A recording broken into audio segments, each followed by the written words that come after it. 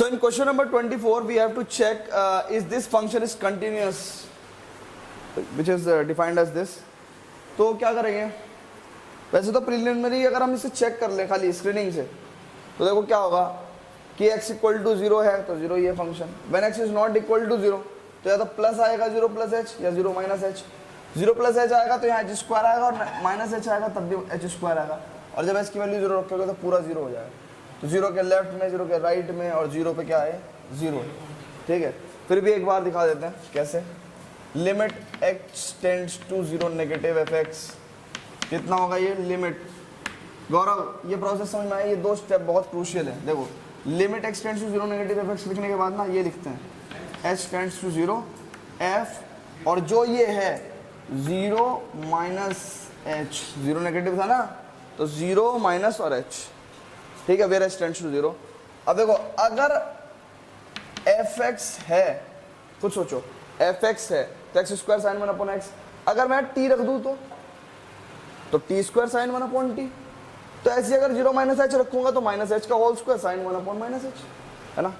तो sine x square यानी कि माइनस h का होल स्क्वायर कितना h square sine 1 upon h, sine 1 upon h।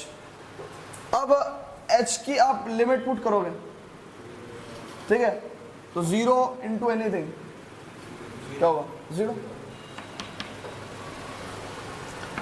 Limit x tends to 0 positive F X, limit h tends to 0 f 0 plus h, limit h tends to 0 0 plus h में, अब देखो 0 जब नहीं है तो यानी कि 0 प्लस h में भी यही वाली वैल्यू इस्तेमाल होगी, तो यानी कि h स्क्वायर साइन, ये यहाँ पे माइनस आएगा, हाँ माइनस, या sine 1 upon h which is again 0 and f0 is 0, so this function is continuous at 0 or at any value of x, ठीक है।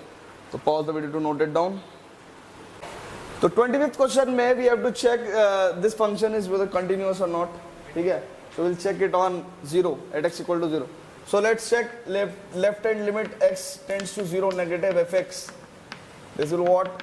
Limit h tends to 0 f 0 minus h, ठीक है। अब देखो 0 के लेफ्ट में, 0 के लेफ्ट में और राइट में दोनों में ही फंक्शन का डिफिनेशन यही होगा, क्योंकि उसने क्या किया x is not equal to 0, तो जब x 0 नहीं होगा तो या तो बड़ा होगा या छोटा होगा, तो दोनों पे फंक्शन की वैल्यू यही रहेगी, ठीक है। तो f0 माइनस h रखे, देखो limit h tends to 0 sine minus h minus cos minus h, एक स्टेप और लिखेंगे, limit h tends to 0 sine minus sine minus h minus sine h होता है ना, फोर्थ क्वाड्रेंट चेक करो, है ना, साइन माइनस साइन h और ये माइनस कॉस माइनस h तो कॉस h ही रहेगा। जब आप 0 पुट करोगे ना तो देखो साइन 0 साइन 180, देखो ध्यान से देखो, ये अगर आप एक इस तरह का एक ये देख लो तो ये 0 होता है, ये पाई होता है, ये पाई बाई 2 और ये 3 पाई बाई 2, है ना। तो इस वाले एक्सिस पे हमेशा साइन 0 होता है, क्या होता है साइन थीटा 0 होता है, और इस वाले पे कॉस थीटा 0 होता है, तो नेवर फॉरगेट दिस, है ना। तभी तो कहते हैं the multiple of pi and the multiple of odd multiple of pi by 2, तो ये कितना हो गया साइन 0 0 और ये माइनस कॉस 0 माइनस 1, राइट। अब limit x tends to 0 positive F x is what, limit h tends to 0 f 0 plus h, कितना होगा ये, limit h tends to 0 sine h plus h है ना, तो h माइनस कॉस h, और again check कर लो sine 0 0 minus cos h cos 0 1, और f0 तो माइनस 1 था ही, तो यानी कि this function is continuous at x equal to 0। So pause the video to note it down. Question number 29 में देखो, in question number 29 at x equal to 5 check करना है, तो limit x tends to 5 negative F x कितना हो जाएगा, limit h tends to 0 f5 minus h, है ना, और ये कितना हो जाएगा, limit h tends to 0 k 5 minus H plus 1, तो ये जाएगा 5k प्लस 1। एक बार चेक करो, limit x tends to 5 positive F x is equal to limit h tends to 0 f5 plus H, 5 से मूव पे कितना है, ये वैल्यू है, तो कितना होगा, limit h tends to 0 3 into 5 plus H minus 5, कितने हो गए, 10, 3 5 जो 15 माइनस 5 10, और f 5 कितना हो गया, 5k प्लस 1, तो 5k plus 1 is basically equals to 10, तो k इज इक्वल्स टू 9/5, ठीक है। Pause the video to note it down. So in this question, we have to find out the value of a and b.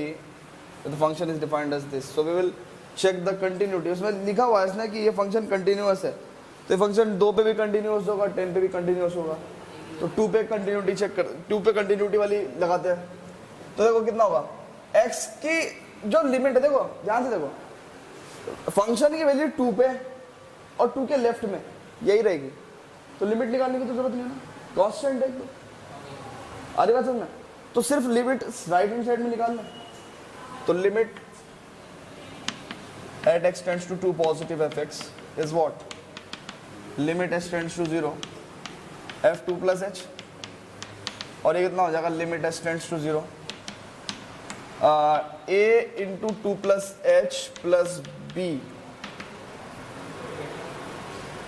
है ना, कितना हो गए, 2a plus b।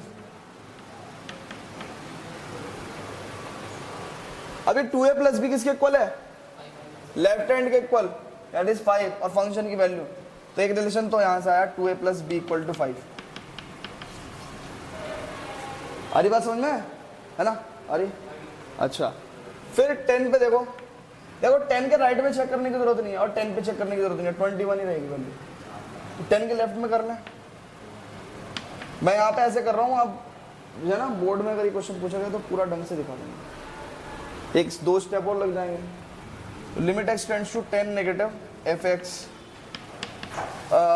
Limit h tends to 0 f 10 minus H, और ये हो गया limit h tends to 0 f 10 minus H, यानी कि a into 10 minus H plus b, है ना, तो कितना हो जाएगा ये 10a प्लस b, और 10a प्लस बी की वैल्यू किसके इक्वल होगी, 21 के इक्वल। एक एक क्वेश्चन है, एक एक क्वेश्चन ये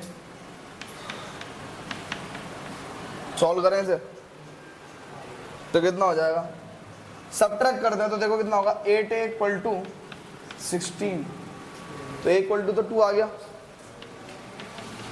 और जब a इक्वल टू 2 होगा तो b इक्वल टू 1 होगा, चेक कर लो, तो इससे आपकी a और b की वैल्यू आ गई, ठीक है। Pause the video to note it down. तो इन 31 and 32 what we have to check, we have to check the continuity of these functions. These are actually the composite functions, है ना, मैंने आपको इंट्रो पार्ट में लास्ट इंट्रोडक्शन किसका दिया था, कंपोजिट फंक्शन का, तो मैंने बताया था कि if f and g are two functions such as gx is continuous at point c and fx is continuous at gx, then fog is continuous at c।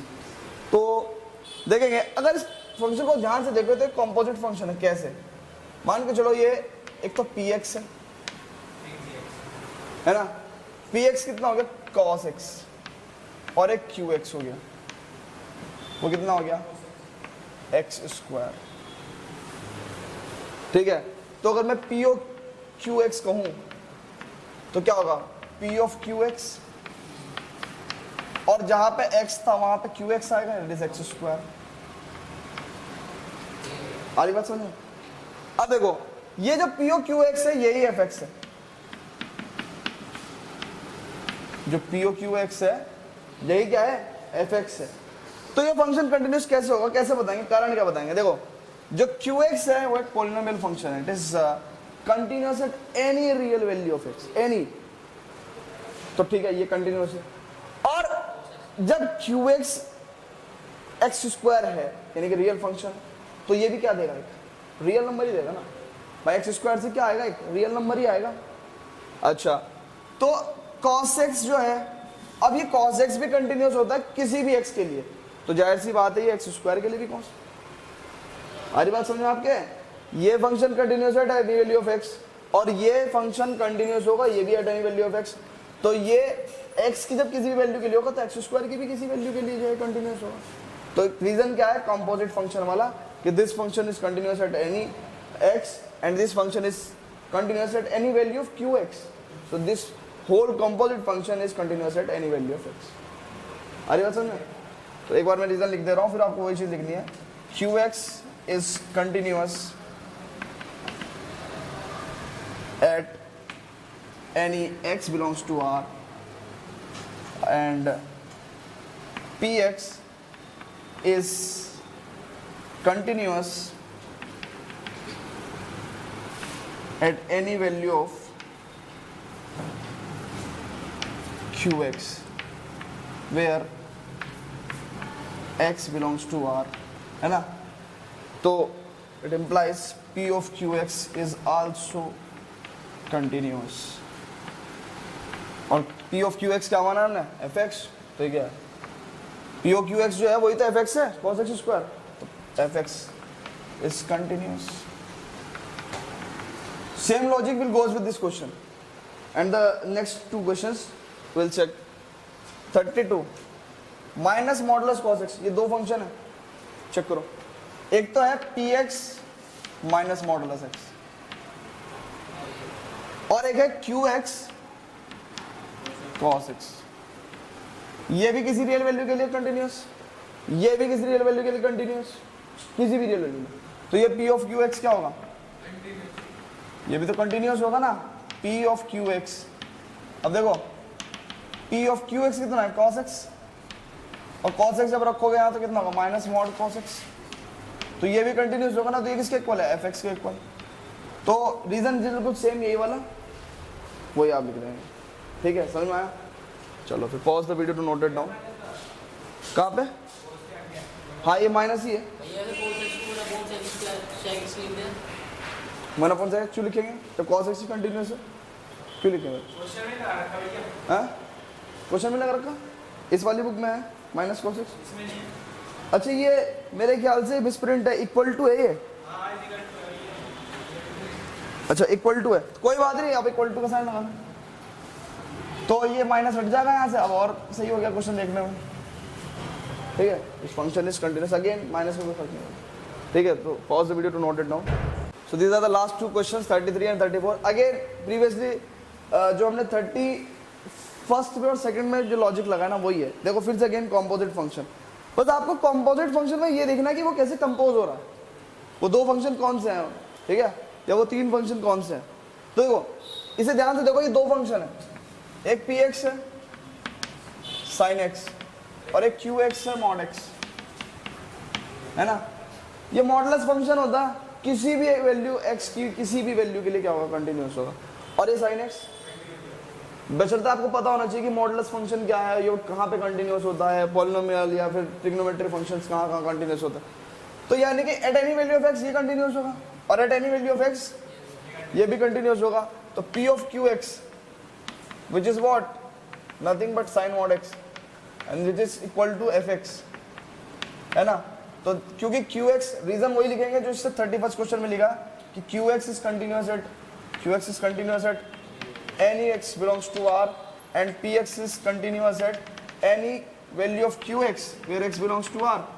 So p of qx is continuous, ठीक है।